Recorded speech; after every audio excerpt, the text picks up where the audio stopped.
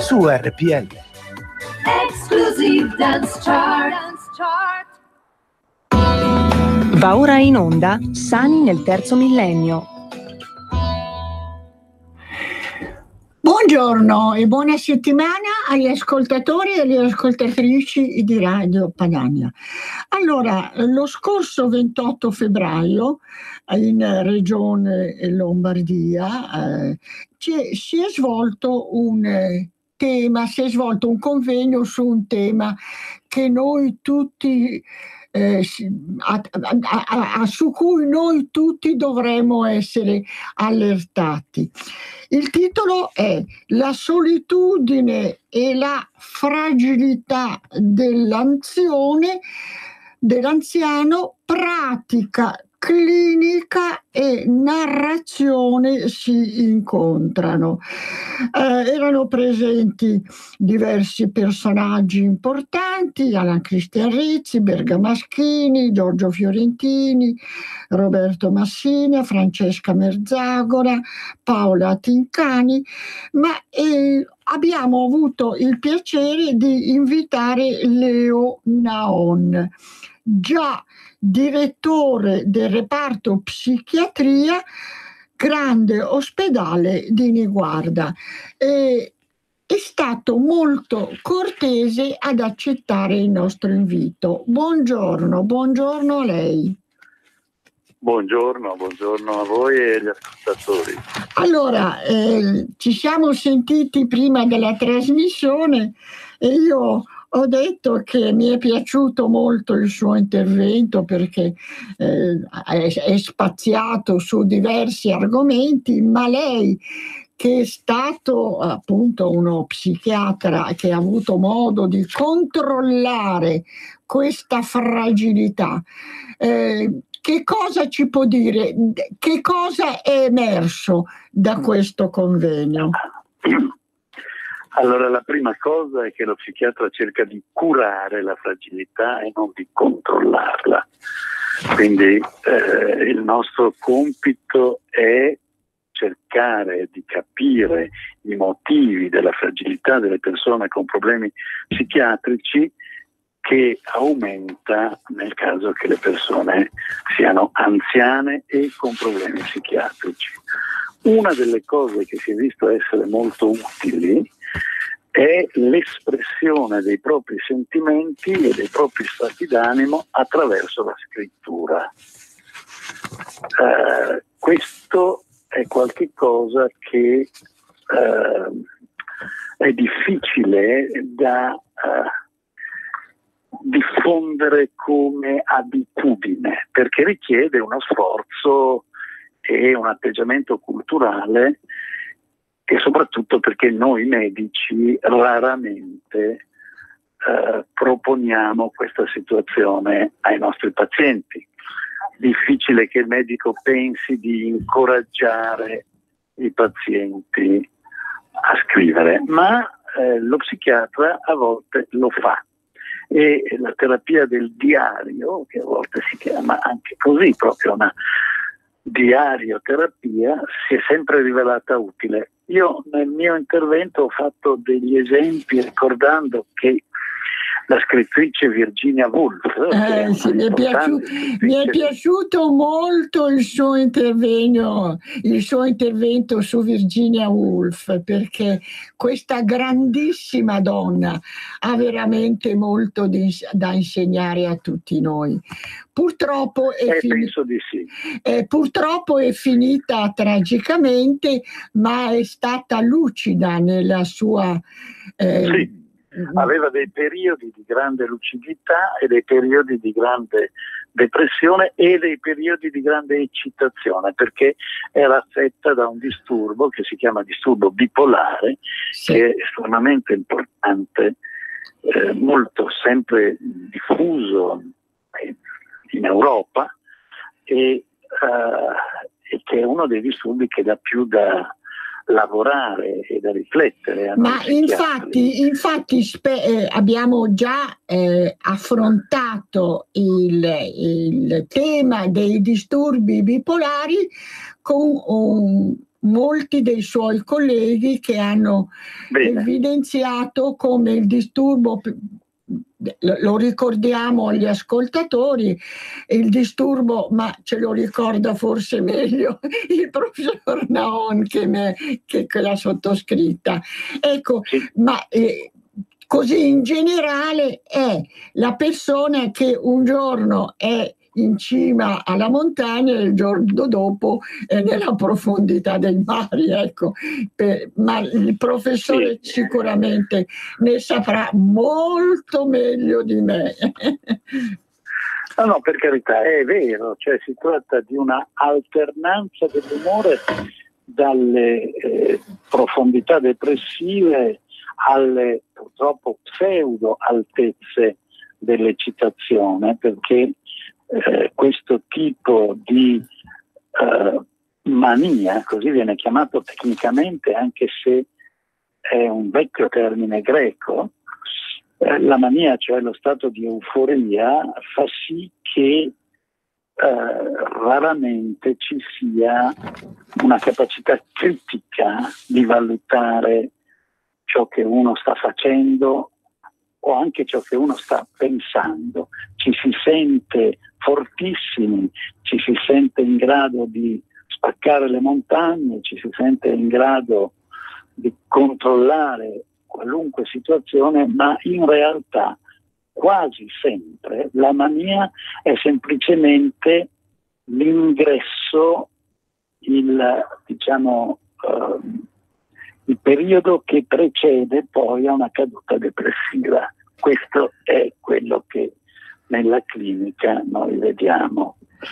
Si parte con l'euforia e si finisce con la tristezza. Ecco, però è un tipo di problema che dobbiamo tutti affrontare, perché secondo i dati Istat nel 2065 in Italia la popolazione over 65, cioè oltre i 65 anni, raggiungerà i 20 milioni, ovvero il 32,6% del totale.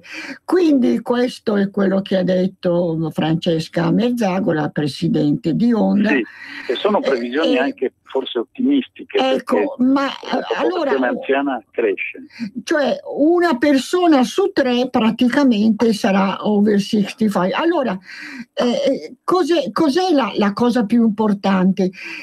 Nel convegno si è parlato di preservare la rete familiare, di relazioni, certo, per evitare l'isolamento. Si è citato anche in alcuni paesi come il Giappone si tende a ritirarsi e morire in solitudine. Ma è la strada corretta, professore? Non direi, soprattutto perché dagli studi che oggi abbiamo a disposizione noi sappiamo che la frequentazione della rete sociale, l'aumento del tempo passato insieme agli altri è qualcosa che fa stare meglio il nostro cervello e il nostro spirito, diciamo, sia la parte materiale che quella spirituale.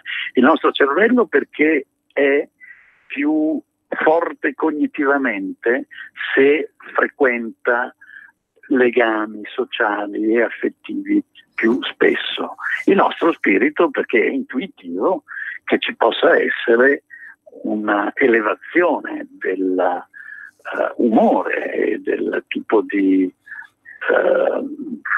scelta che poi facciamo nel corso della giornata a seconda della possibilità di incontrare persone. Tenga conto che oggi la solitudine viene individuata come una condizione sanitaria che aumenta le probabilità non solo di malattia ma addirittura di morte.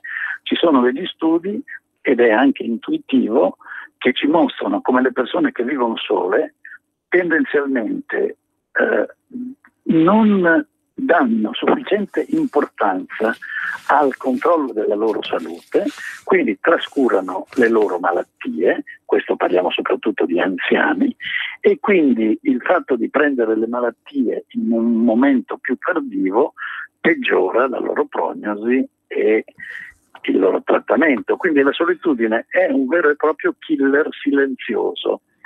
Tutto ciò che combatte la solitudine è importante per la salute dell'anziano. Ecco, in Inghilterra scusi, ma smettono anche, ci è citato dei casi in cui smettono di prendere diciamo i farmaci prescritti, cioè è proprio come una specie di suicidio involontario o volontario qualche volta. Esatto. Allora è importante che la famiglia stia più vicina al possibile, ma oggi con i ritmi del giorno d'oggi è un po' più difficile. Infatti si è anche premiato il concorso letterario Dai voce alla tua storia, e sono premiate 3 persone, fra cui c'è una bellissimo racconto di una donna che la telefonata di Anna è sempre una certezza. Certo. Cioè siamo distratti, noi concediamo ai nostri anziani poco del nostro tempo e non ci soffermiamo su quelli che sono i gridi, sono i loro bisogni, le grida di aiuto che ci pervengono. Allora, qual è la soluzione? Guardi che a volte, scusi? Come si può che uscire? A volte purtroppo, ecco, allora, la prima cosa è purtroppo che questo grido non viene nemmeno emesso, perché le persone sole, davvero sole, la grande solitudine sono le persone che non hanno famiglia e quindi non hanno a chi rivolgersi per essere aiutate, ed è per questo che la struttura dei servizi sociali è importante quanto la famiglia, nel senso che i servizi sociali della nostra organizzazione sanitaria, oltre che sociale, servono a individuare i bisogni che a volte non sono in grado di emergere. Dopodiché è vero che chi ha famiglia va in qualche modo tenuto ancora sott'occhio, perché il cosiddetto caregiver, cioè che si prende cura nella famiglia dell'anziano fragile, fa una fatica pari forse a quella dell'anziano, se non superiore, perché si sobbarca una serie di difficilissimi problemi. Compiti. Certo. Allora ricordiamo il nostro numero, se qualcuno volesse parlare col professore, 026620. Dottor, no, io la chiamo professore, forse dottore? Sì, dottore è anche troppo, 0266203529, se qualcuno volesse porre domande. Allora, al nostro ospite. Allora, dai racconti che sono stati portati durante il convegno, è emerso veramente questa, non so come dire, questa distrazione, perché molto spesso il parente, anche la mamma o anche che ha una persona normale che ha una famiglia, a volte è distratta. Il tempo da dedicare all'anziano è, anche se è tua madre o tuo padre, è poco, e quindi è come distratta e non approfondisce la solitudine e i problemi. È così? È così, e a questo scopo bisogna ricordarci che è importante anche il cambiamento di cultura che i medici possono promuovere perché l'attenzione alla famiglia, l'attenzione al gruppo sociale, l'attenzione ai più fragili diventi un patrimonio della nostra cultura quotidiana. Io adesso le chiedo scusa, ma siccome le parlo dalla Francia e sto per entrare in un'altra sessione congressuale, vi devo salutare. Sono molto lieto di aver parlato con voi. Grazie a voi. La ringraziamo vivamente per il tempo che ha dedicato. Grazie. Grazie a voi, buon lavoro. Buon lavoro anche a lei e auguri per il suo convegno. Allora, noi adesso facciamo una breve pausa.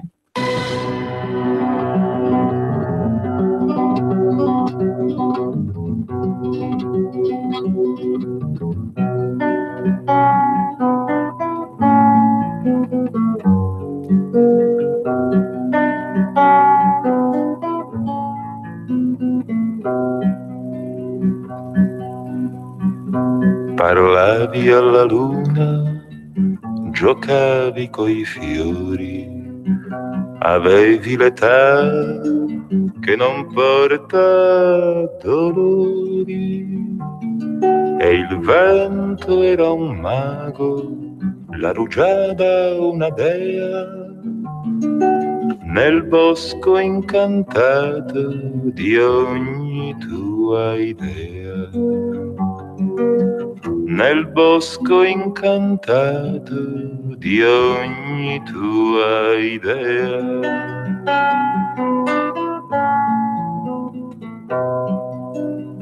E venne l'inverno che uccide il colore, e un Babbo Natale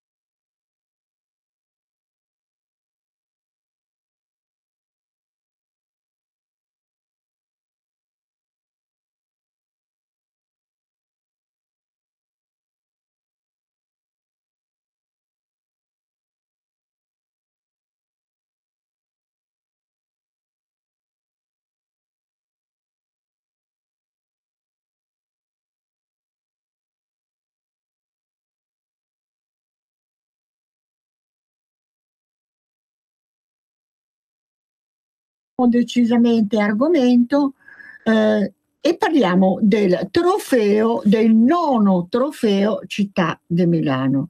Ne parliamo con Roberto Del Bianco, presidente della società organizzatrice Nuotatori Milanesi, che ha detto quest'anno il livello tecnico è altissimo e ci aspettiamo un grande spettacolo. Allora, benvenuto Roberto Del Bianco. Grazie a voi. Io so che anche lei è in partenza a poco tempo, sì, ma insomma ci parli di questo orgoglio, sì, di Milano, perché il trofeo Città di Milano, io ero presente e ho avuto modo di parlare con la crème dei nuotatori. Fra l'altro c'era Domenico Fioravanti, che io ho avuto occasione di conoscere in un'altra occasione, insomma. Allora, cos'è questa perla di Milano? Insomma, perla. Sì, diciamo che è un evento importante. Sono 9 anni, abbiamo cominciato appunto nel 2011 a voler creare un evento importante, anche perché a Milano, un po' per carenza di impianti, un po' per conseguenze della carenza degli impianti, e quindi le società languono un pochino, si fa fatica. Abbiamo fatto fatica a creare il primo evento, poi siamo sempre, diciamo, migliorati per forza, questo è nella natura, quindi l'organizzazione è stata progressivamente più efficace fino a quest'anno, che anche gli anni scorsi è stato un buon parterre, c'è sempre stata tutta la nazionale italiana e qualche straniero. Quest'anno è stato il massimo, perché oltre a tutti i nostri azzurri è venuta Katinka Otsu dall'Ungheria, è venuto Chaleclo Sudafrica, è venuto Laszlo Che dall'Ungheria, c'era una nazionale, una rappresentativa svedese, rumena, e poi insomma, un parterre importante. Sono stati fatti anche prestazioni, sono registrate prestazioni interessanti, e io ho visto anche un interesse notevole da parte dei media, proprio perché è difficile in Italia, tolto il Sette Colli che è istituzionale a Roma, che è il meeting della Federazione Italiana, non c'è un meeting di questo livello, e quindi siamo stati contenti, insomma, ecco. Ma lei, dal suo punto di vista, vede un interesse rispetto, non so, diciamo a 10 anni fa o 5 anni fa, vede una crescita dell'interesse da parte delle famiglie di aiutare i propri bambini a esercitare la pratica del nuoto? Lei raccomanda alle famiglie di cominciare fin da piccoli ad abituare i propri figli alla pratica del nuoto? Sappiamo che... Guardi, c'è l'interesse ormai da sempre, direi, perché gli stessi medici consigliano il nuoto perché è uno sport completo, perché è in assenza di gravità, perché è sano, eccetera. Ma non tanto il nuoto inteso come attività agonistica, quanto la vita in acqua, l'educazione motoria in acqua. L'interesse del pubblico sì, si incrementa, ma si incrementa anche grazie alla qualità dello spettacolo che si offre. Quindi il bisogno o il piacere c'era anche 10 anni fa.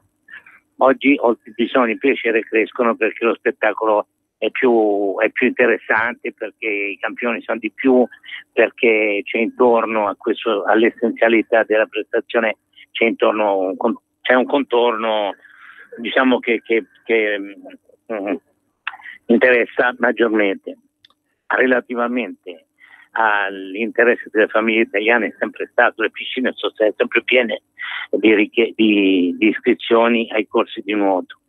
Si tratta di un'educazione basale. Oggi ancora la scuola non rende, non è come in Francia, ma ancora noi in Italia abbiamo delle indicazioni, cioè viene suggerito di fare un'attività sana. Attività sana è quella svolta in un ambiente sano e protetto, e il nuoto risponde a questi aspetti. In più fisiologicamente è adeguato e quindi il cerchio si chiude, ecco, in questo senso. Allora, non tutti diventeranno Federica, non tutte le ragazze diventeranno Federica Pellegrini o Gregorio Paltrinieri, certamente, ma insomma diciamo che queste figure aiutano a tenere il nuoto sotto la pratica del nuoto sotto l'interesse il intorno al nuoto. Non diventeremo tutti non diventeranno tutte Federica Pellegrini, però le vostre bambine possono anche aspirare a diventare delle piccole star nel loro ma anche solo, guardi, anche solo a fare della sana attività in acqua, perché non tutti vogliono cimentarsi o arrivare, ma non tutti vogliono. È importante che fare una sana attività in acqua e avere dei benefici a livello fisiologico e in generale, insomma. Ecco, allora che cosa si augura per il prossimo anno? Cioè, intanto ha toccato il tema, io so che lei ci può dare ancora qualche minuto, poi deve scappare. Ma purtroppo lo so. Sono qua al metà del tempo. Allora, lei che cosa chiede alle istituzioni? Cioè, ma le istituzioni abbiamo già chiesto tutto. Ecco, allora, a parte le battute. Spero che ci sia una che cosa manca secondo lei ancora? Manca qualche decennio di cultura specifica e politica, perché poi le istituzioni, anche qui, prendersela con le istituzioni quando ognuno eredita fattori culturali veramente, veramente particolari, insomma è improprio. Sì, sicuramente se una piscina è comunale bisogna rivolgersi al comune, e se non c'è uguale. Il Ministero della Pubblica Istruzione potrebbe, c'è un sacco di cose, però noi stiamo ereditando situazioni ancestrali, di inadeguatezza. Va bene. Però guardi, devo dire che il mondo si sta sensibilizzando, devo dire che le istituzioni sono sensibilizzate, anche se a volte un po' rese immobili, però c'è interesse, ecco, noi quindi auspichiamo ad Maiora.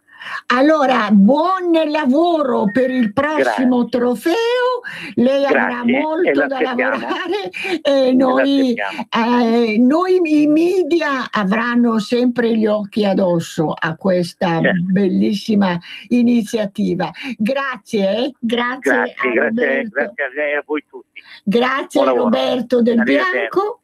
Allora, cari amici di Radio Padania, io sono contenta che abbiamo avuto Roberto Del Bianco, che ha incitato a valorizzare sempre di più il nuoto, perché il nuoto aiuta i nostri piccini e anche noi, perché no, a mantenerci elastici, e il nuoto è uno degli strumenti. Ci risentiamo la settimana ventura. Un saluto da Renata Galanti. Avete ascoltato Sani nel terzo millennio.